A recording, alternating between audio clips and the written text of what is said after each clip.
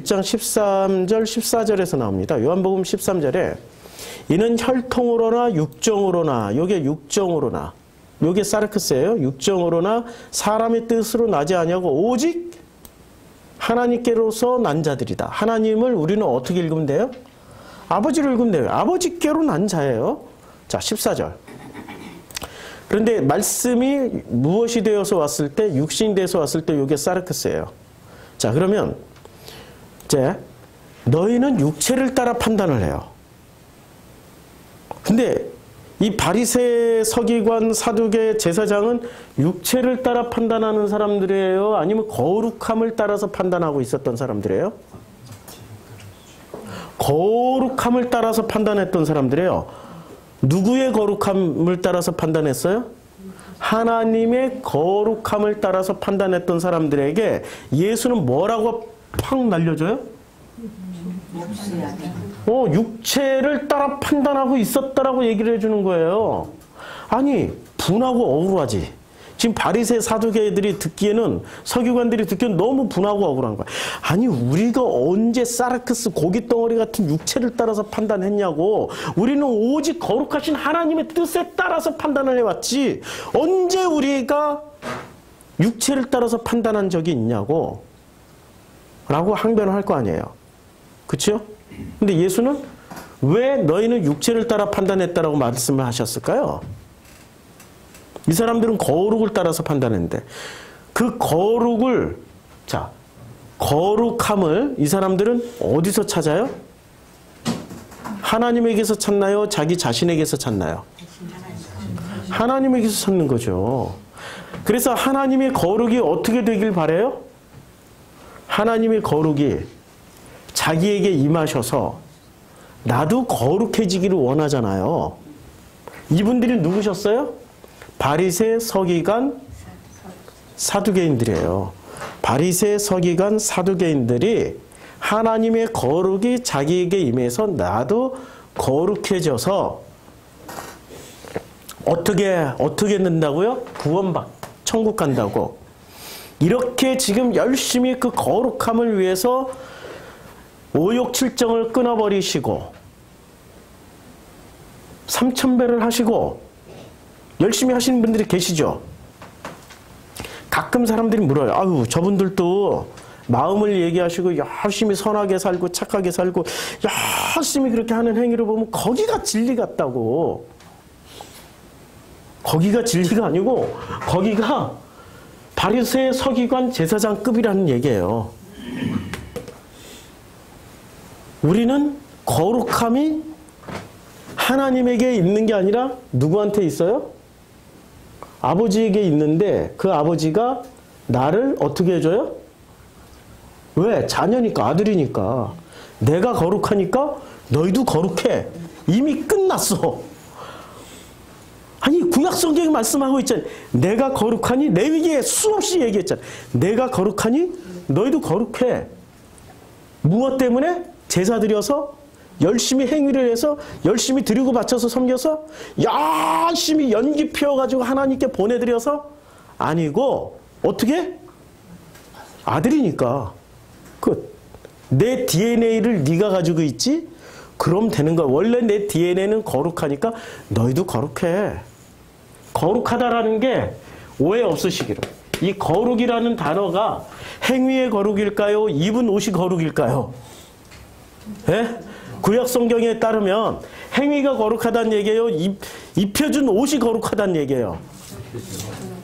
창세기 3장에는 어떤 옷 입고 있어요?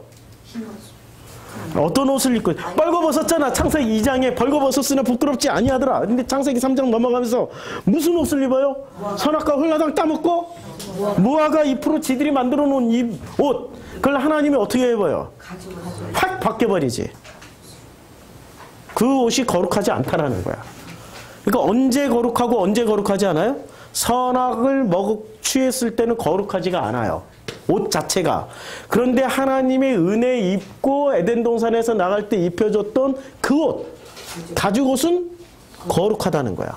여호수아 대제사장에게 처음에는 거뭇거뭇 끄슬리다만 옷 같은 옷을, 더러운 옷을 입고 있었는데, 거룩하지 않은 옷을 입고 있었는데 주님이 천사에게 명령해서 그 옷 뺏기고 새 옷, 거룩한 옷 입혀.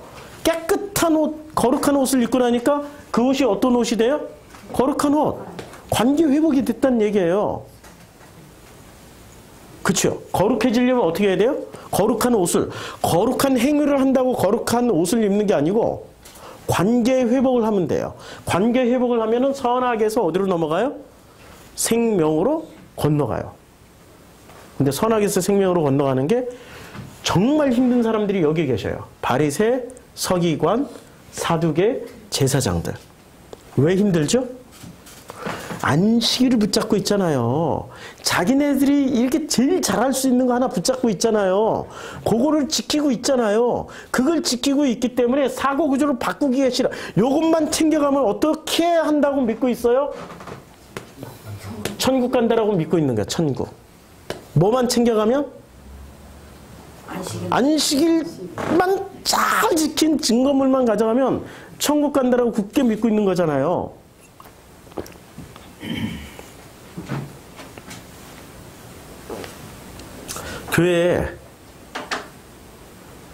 교회에 나와서 챙겨가는 것들이 있죠. 우리 교회 말고 다른 교회. 그 교회 가서 챙겨가는 게 있죠. 자기 나름대로 하나씩 챙겨가잖아요. 뭐든 하나 챙겨가잖아요.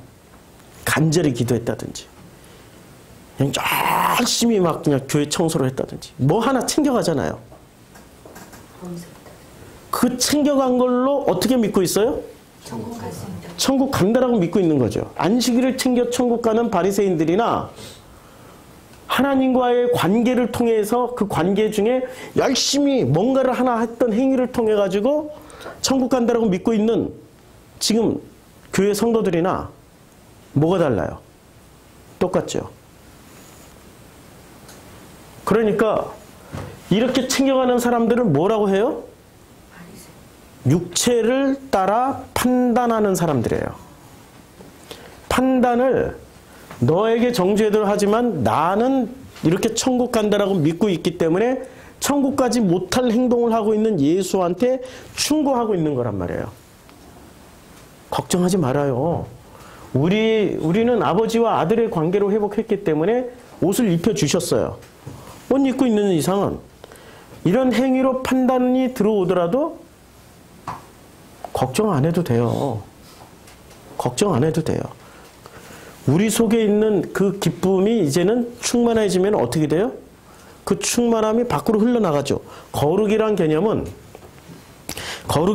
이런 개념이에요. 자, 이게 나라는 그릇이에요.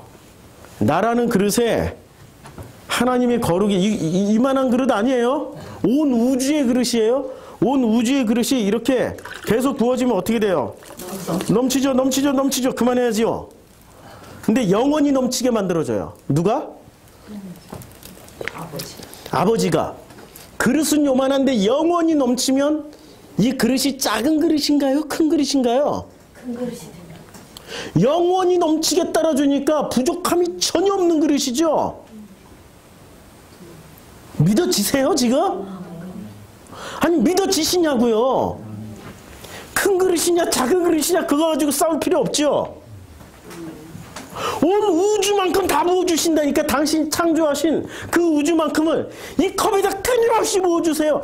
나라는 그릇에 부어주세요. 거룩이란 개념은 흘러 넘치는 개념이에요. 그래서 베레스 우사가 법궤가 이렇게 지나갈 때, 소 달구지에 실려서 지나갈 때 법궤가 어떻게 돼요? 끼우뚱 하다가 저거 쓰러질 것 같아. 그래가지고 법궤를 그냥 탁 넘어지지 않게 받치는 순간 어떻게 됐습니까? 죽었어. 바로 즉사했어요.